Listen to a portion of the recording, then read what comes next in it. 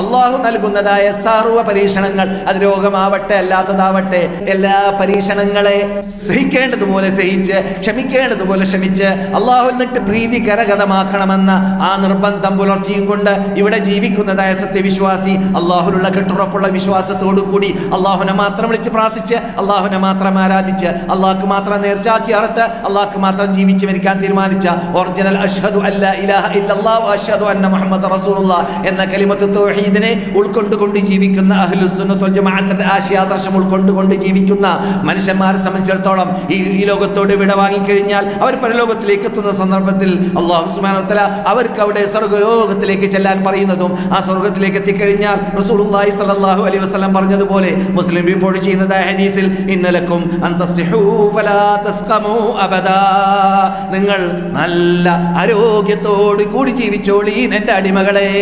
അള്ളാഹുവിന്റെ ഭാഗത്തിൽ നിന്നിട്ട് വിളിവാളം നാദാ മുനാദി, വിളിക്കുന്നവർ വിളിച്ചു പറയും. അള്ളാഹുവിന്റെ ഭാഗത്തിൽ നിന്നിട്ട് മലക്കുകൾ സ്വർഗ്ഗലോകത്തിൽ ജീവിക്കുന്നതായ ലക്ഷങ്ങളോട് മില്യനുകളോട് വിളിച്ചു പറയും എന്ത്? ഇന്നലക്കും അൻ തസ്ഹൂ ഫലാ തസ്ഖമൂ അബദാ, ഇനിമേലിൽ നിങ്ങൾ രോഗം പിടിപെടുക എന്ന പ്രശ്നമേ ഇല്ല.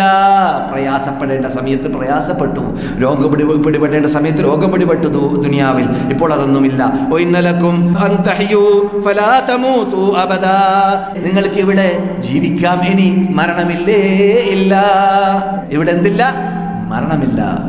ഫലാ യമൂതു ഫീഹാ വലാ യഹ്യാ എന്ന് നരകപ്പുള്ളികളെ കുറിച്ച് ഖുർആൻ പറയുന്നുണ്ട്. അവിടെ ജീവിക്കൂല മരിക്കൂല. അതിൻ്റെ അർത്ഥം എന്താണ്? നല്ല ജീവിതവുമല്ല, മരണമാണെങ്കിൽ മരിക്കാനുമില്ല. മരണമാണെങ്കിൽ നരകത്തിൽ കടന്നവർക്ക് മരിക്കാനില്ല, നല്ല ജീവിതമാണെങ്കിൽ ജീവിക്കാനുമില്ല. ജീവിതം പ്രയാസമുള്ള ജീവിതമാണ്. പക്ഷേ ഇവിടെ സ്വർഗവാസികളോട് അള്ളാഹുവിന്റെ കൽപ്പനയാണ്, അള്ളാഹുവിന്റെ ഭാഗത്തു നിന്നുള്ള വിളിവാളമാണ്. വഇന്നലക്കും അൻ തഹ്യൂ ഫലാ തമൂതു അബദാ, നിങ്ങളിവിടെ എന്നേക്കും ജീവിച്ചോളീൻ, ഇവിടെ മരണമില്ലേ ഇല്ല. മരണമെന്ന പേരിൽ ഒരു മൃഗത്തെ കൊണ്ടുവരപ്പെടുന്നതും എന്നിട്ട് ജനങ്ങളോടെല്ലാം ചോദിക്കുന്നതും അള്ളാഹു, അത് സ്വർഗവാളികളാവട്ടെ നരകവാളികളാവട്ടെ, ഇതെന്താണ് എല്ലാവരും പറയുന്നത്? അതാണ്, അത് മരണമാണെന്ന്. അങ്ങനെ മരണത്തെ മരിപ്പിക്കുന്നതാണ്, മരണത്തെ അറക്കുന്നതാണ്. എന്തിനാണ്? ഇനി മരണമുണ്ടെന്ന് കൊതിക്കരുത് ആരും, നരകവാസികളും കൊതിക്കരുത്, സ്വർഗവാസികൾക്കും ഉണ്ടാവുന്നതുമല്ല, വിഷമിക്കേണ്ടതുമില്ല. വഇന്നലക്കും അൻ തശിബു ഫലാ തഹ്റമൂ അബദാ, നിങ്ങൾക്ക് ഇനിമേലിൽ യുവാക്കളായിട്ട് തന്നെ ജീവിക്കാം. നിങ്ങൾ വലുതാകുന്നതോ ചെറുതാകുന്നതോ പ്രശ്നമില്ല. എല്ലാവരും 33 റസൂൽ പറയുന്നത് പോലെ 33 വയസ്സുള്ള നല്ല യുവത്വം തുളുമ്പുന്നതായ യുവാക്കളായിട്ടാണ് സ്വർഗലോകത്തിൽ ജീവിക്കുന്നത്. ആണാവട്ടെ പെണ്ണാവട്ടെ എല്ലാവരും അവിടെ ജീവിക്കുമ്പോൾ യുവാക്കളായിട്ടാണ് ജീവിക്കുക. ഫലാ തഹ്റമൂ അബദാ, നിങ്ങളിവിടെ കളവനമാരാകുന്ന പ്രശ്നമേ ഇല്ല.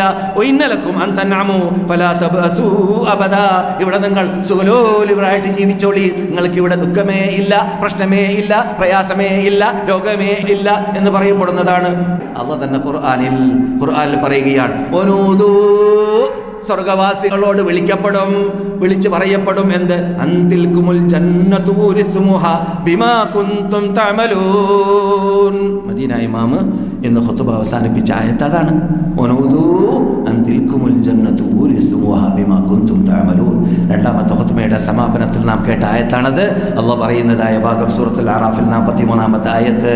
വിളിക്കപ്പെടുന്നതാണ് അല്ലാഹുവിന്റെ ഭാഗത്തിൽ, നിങ്ങൾക്ക് സ്വർഗലോകത്തിൽ എന്നേക്കുമായിട്ട് നിങ്ങൾ അതിൻ്റെ അവകാശിയായിട്ട് അവിടെ ജീവിക്കാം, നിങ്ങൾക്ക് പ്രയാസമില്ലാതെ ജീവിക്കാം. എന്ത് കാരണത്താൽ? നിങ്ങൾ ഇവിടെ ജീവിക്കാൻ വേണ്ടി ദുനിയാവിൽ ഒരുങ്ങിയത് കാരണത്താൽ. എന്തിലൂടെ? മക്ക ഇമാമും വിശേഷിപ്പിച്ചതായ നിസ്കാരത്തിലൂടെ. അതിനു മുമ്പ് മക്ക ഇമാമും മദീന ഇമാമും സാധാരണ പറയാറുള്ള ആ വിശ്വാസത്തിലൂടെ, ഏകദൈവ വിശ്വാസത്തിലൂടെ